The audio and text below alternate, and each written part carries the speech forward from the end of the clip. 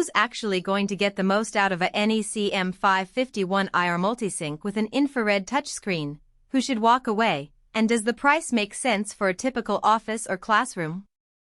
If you've ever stood in front of a large display wondering whether the touch layer will feel natural or if the sync capabilities will actually simplify multi-screen setups, those questions are probably circling your head right now. Link is in the description if you want to check the product details on Amazon. When I first started looking into all-in-one touch displays for a mid-size marketing team, the biggest hesitation was the fear of buying a screen that looks impressive on paper but turns out to be a nightmare to install or use day-to-day. I read a handful of tech forums, skimmed vendor white papers, and watched a few unboxing videos that showed the NEC M551 IR being mounted in both conference rooms and lab environments. The common thread was a concern about the infrared touch layer. People love its ability to register multiple fingers, but they also worry about glare, sunlight, and the need for periodic recalibration. I kept those worries in mind as I mapped out a realistic scenario: a 55-inch display hung on a wall in a bright meeting room, used for collaborative brainstorming, video calls, and occasional data-driven presentations. Let's start with the people who will actually benefit. If you run a small to medium business that needs a reliable large-format display for group work, the M551 IR hits a sweet spot. The infrared touchscreen works without a stylus, so anyone can just reach out with a hand, a pen, or even a coffee mug, and the system will register up to 10 simultaneous touch points.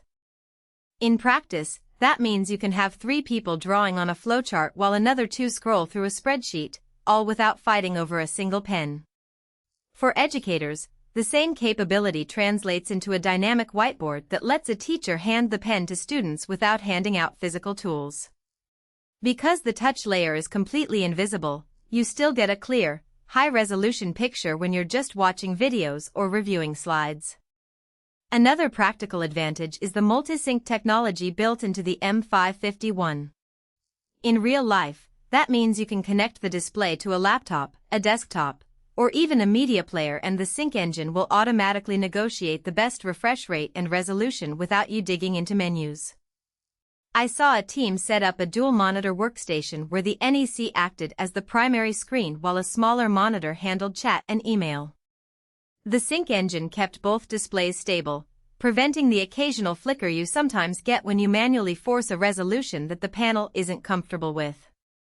For anyone who's tired of no-signal errors during important client demos, that automatic handling is a subtle but genuine time-saver. Now, who should probably skip this model? If you're looking for a budget-friendly solution for a single-person desk, the M551 IR may feel overkill. The price point sits higher than many standard 55-inch panels that lack touch, and the infrared layer adds both cost and a layer of maintenance. Small freelancers or home office workers who just need a large monitor for spreadsheets probably won't see enough value to justify the extra spend. Additionally, environments with direct sunlight or very bright overhead lighting can cause the infrared sensors to misread touches, especially near the edges of the screen. While the panel does include an auto-calibration routine, you'll find yourself rerunning it if you relocate the display to a room with a different lighting profile. If you can't guarantee a relatively controlled lighting condition, you might end up fighting the touch layer more than you'd like. The installation process also reveals a hidden trade-off. The M551 IR comes as a wall-mountable unit with a built-in infrared array, but the mounting kit is fairly robust and requires a stud finder, a level, and a drill. For a tech-savvy IT staff, that's a quick half-hour job. For a non-technical office manager, it can feel like a small construction project. The upside is that once it's up, the unit's VESA-compatible mount lets you tilt and swivel, which is handy if you need to adapt to different seating arrangements. The downside is that the mounting hardware isn't included in every regional package, so you might need to purchase a separate bracket, adding to the total cost. From a performance standpoint, the infrared touch layer is surprisingly responsive.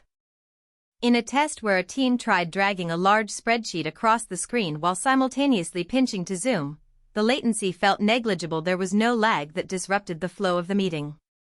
The touch layer also tolerates a variety of input objects, from gloved hands to stylus-like pointers, which is useful in labs where hygiene standards require gloves.